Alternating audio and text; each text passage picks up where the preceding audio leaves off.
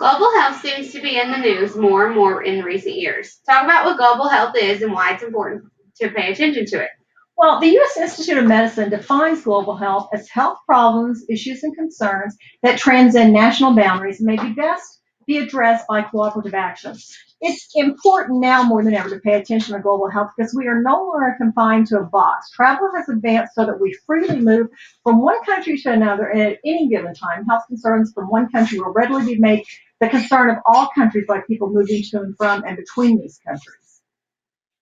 Disease can come to us in different ways. Explain the difference between communicable and non-communicable diseases. A communicable disease is an infectious disease that can be transferred from one person to another by direct contact, through touching the virus on their hand, clothing, or anywhere on their person, or by breathing in air particles that have been breathed out by the affected person through sneezing and coughing, etc. A non-communicable disease is any chronic disease that is not caused by infectious agents. The disease cannot be passed from one person to another.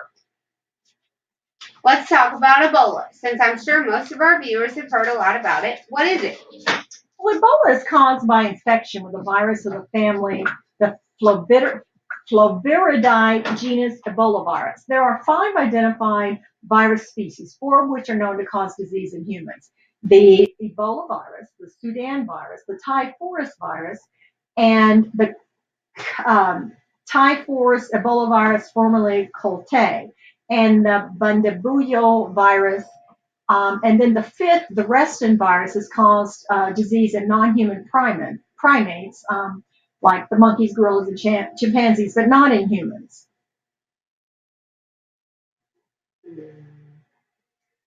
Is Ebola communicable or non-communicable? It is communicable.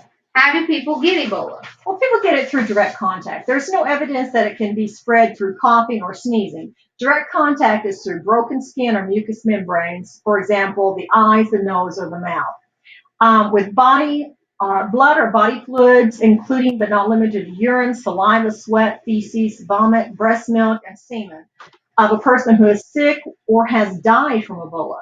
And then objects like needles and syringes that have been contaminated with blood fluids from the body who is sick, from a person who is sick with Ebola or a person who has died. And then infected fruit, bats, or primates, and then possibly from contact with semen from a man who has recovered from Ebola. What would raise a person's risk of getting Ebola? Well, in any high-risk country, if you come across needle sticks or mucous membranes, exposure to blood or body fluids from a person with Ebola who has the symptoms, or direct contact with a person or the person's body while not wearing appropriate personal protective equipment, and then contact with lab processing of blood or body fluids from a person with Ebola or someone who has had symptoms while not wearing the appropriate protection, and then providing direct care to a person showing symptoms of Ebola in a household setting, or direct contact with a dead body while not wearing appropriate protection. So to prevent or at least lessen the chance of getting Ebola, what should people do? Well, there is no FDA-approved vaccine available for Ebola. So if you travel to or in an area affected by an Ebola outbreak, you must make sure to do the following. Make sure you practice careful hygiene. For example, wash your hands with soap and water or an alcohol-based hand sanitizer, and avoid contact with blood and body fluids. Do not handle items that may have come in contact with an affected person's blood or body fluids, such as clothes, bedding, needles, and medical equipment. And then avoid funeral and burial rites that require handling the body of someone who has died from Ebola. And then avoid contact with bats and non-human primates or blood fluids and raw meat prepared from these animals. Avoid facilities in West Africa where Ebola patients are being treated. The U.S. Embassy also, consulate is often able to provide advice on facilities. And then you should avoid contact with semen from a man who has had Ebola until you know Ebola is gone from his semen. And after you return, monitor your health for 21 days and seek medical care immediately if you develop symptoms. Healthcare workers who may be exposed to people with Ebola should follow what steps? They need to make sure they wear the personal protective equipment, practice proper infection control and sterilization measures, isolate patients with Ebola from other patients, avoid direct unprotected contact with the bodies of people who have died from Ebola, and then notify health officials if you have direct contact with blood or body fluids from someone who is sick with Ebola. The virus can enter the body through broken skin or unprotected mucous membranes, for example, like the eyes, the nose, or the mouth.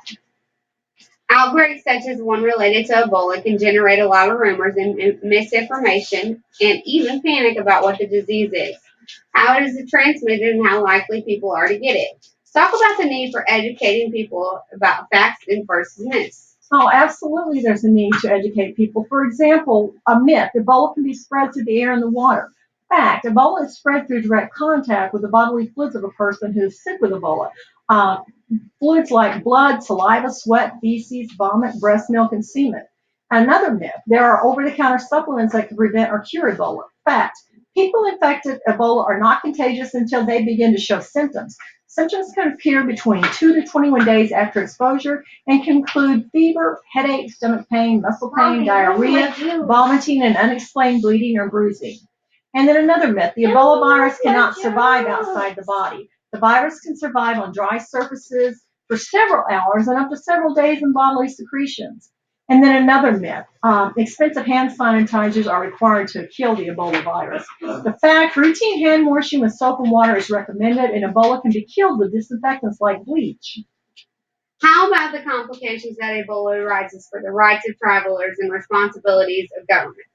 Casey Hickox, for example, a nurse from Maine who returned to the States following a trip to West Africa in the fall of 2014, probably had quarantine-related restrictions thrust upon her, restrictions that she was very much against.